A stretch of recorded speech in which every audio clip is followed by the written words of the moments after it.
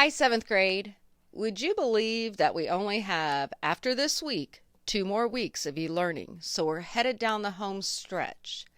But I must say, out of all my classes, I'm missing you guys the most because I see 6th grade in Zoom and 8th grade's doing Flipgrid, so I get to see them. I'm not seeing your faces. So this week, we're going to take notes.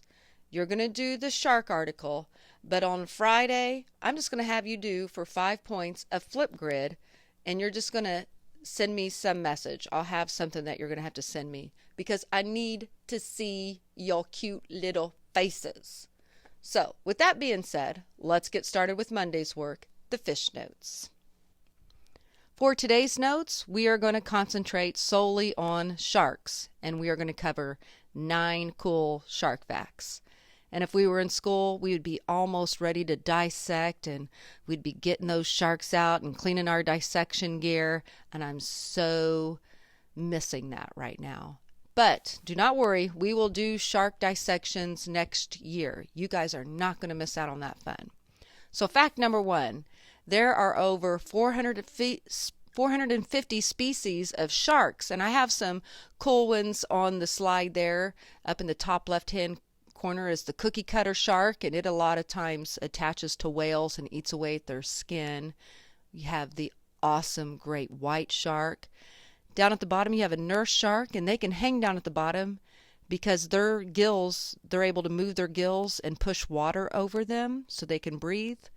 If they didn't have that capability, all the other sharks have to keep on moving to keep water flowing over their gills, or they would drown and suffocate. The one in the middle there with the big tail is a thresher shark. And then you have a wobblong, the flat kind of looking shark at the bottom. Up at the top right is the biggest fish in the sea, the whale shark. And then you have the basking shark. And those 2 big sharks, they're very huge, just go around and eat plankton. So they're not even the meat eaters. And then the bottom shark is the cool looking goblin shark. Number 2, sharks come in 2 basic shapes. You have the most familiar there of that little reef shark as the torpedo shape, like a submarine. And then you also have some flat sharks, a flat body type. And that's an angel shark, I'm pretty sure, at the bottom. And you have wobblongs. And there's this one shark, I can't remember, something jack, down in Australia. But you do have some flat looking sharks that hang out on the ocean floors.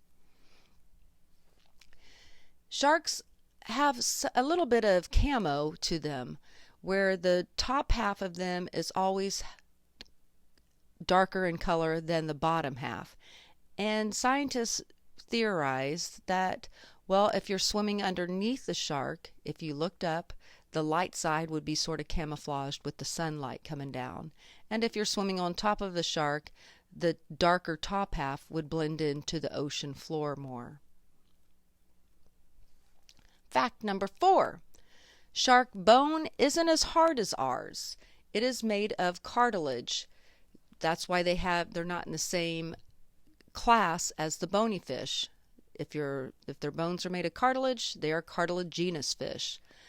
When we dissect them next year, you will see how soft their bone is, especially when we poke around and find their brain.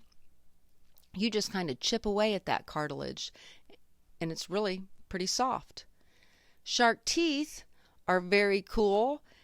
They have rows of teeth that just kind of conveyor belt in. You know, sharks don't have dentists, and sharks are very important to their life. If they don't have those teeth, they don't eat. So they can't go to the dentist and get dentures. In fact, they just kind of roll out the next set. So that's why we find lots of shark teeth on the ocean floor and can sell it at the gift shops and stuff because there are so many of them. And they're serrated, which means they kind of have jagged edges. Up there in that top right picture, you can see the little jagged edges to them. That means serrated, like your knives are serrated. And of course, they are famous for their powerful jaws. And a whole movie was made of Jaws.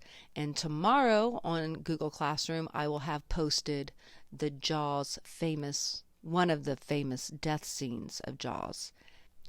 You guys will probably laugh at this show and think, that is so unrealistic. But let me tell you, when I was a kid, I thought that thing was the scariest movie I ever saw, and I was afraid to go in the ocean for many years after that. But I laugh at it too now. It looks so unrealistic, and sharks do not look like that or act like that. But enjoy for the comedy, I guess, of it. All right, number 6. Some species are solitary and others swim in schools, like your hammerheads swim in big groups. But your great whites are more solo artists. They just go around by themselves. And most will feed and hunt alone, but there are some feeding frenzies where, if you put out a hunk of bloody meat, you will have a whole bunch of sharks coming at that at once. But that doesn't happen a ton in nature, but they can make it happen by putting out the meat, the bloody meat. Number 7, baby sharks are called pups. And some sharks are even just born alive, and they'll give live birth, which is kind of rare. But most of them are hatched from eggs. And if we dissect our sharks, when we dissect our sharks next year, every once in a while you'll get a shark that are pregnant, and you'll see the baby pups in there. Number 8. The most dangerous species of shark, as you may have guessed, is a great white, bull shark, and tiger shark. And the article that you guys are going to read tomorrow is about a shark attack that inspired the movie Jaws. Those happened along the coast of New Jersey. But there are really and truly only about 100 attacks every year from sharks. So it's amazing how scared we are of shark attacks when bees will kill way more than 100 people a year because people are allergic to bees. I think it's because it's so bloody and violent, the death, that it gets so much attention and scares people more than a bee sting. And so even out of those 100 attacks every year, only 4 or 5 people die from those shark attacks. And I would say the great majority of those happen off the coast of Australia. But there are a few. New Smyrna Beach has the record of the most shark attacks, but there has never been a death there. And New Smyrna Beach is on the east coast of Florida. So if you go to like Daytona or Jacksonville, it is over in that area there. But a lot of you kids, I know, kind of head to the west coast, the Gulf side of Florida. I hear a lot of you going to Destin or St. Pete. So shark attacks don't happen on the Gulf side quite as much as they happen on the Atlantic Ocean side. And our last fact. Although we are very fearful of sharks, the truth of the matter is we are more of a threat to sharks than they are to us. People like to hunt sharks.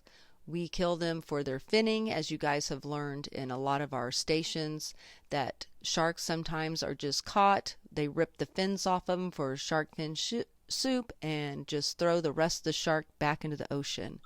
Some of them are used for their leather, and many of them are just incidental catches in big fishing nets. They just die in the nets by suffocation. They can't swim when they get trapped in those nets, and we don't want their meat, so they just die and go to waste.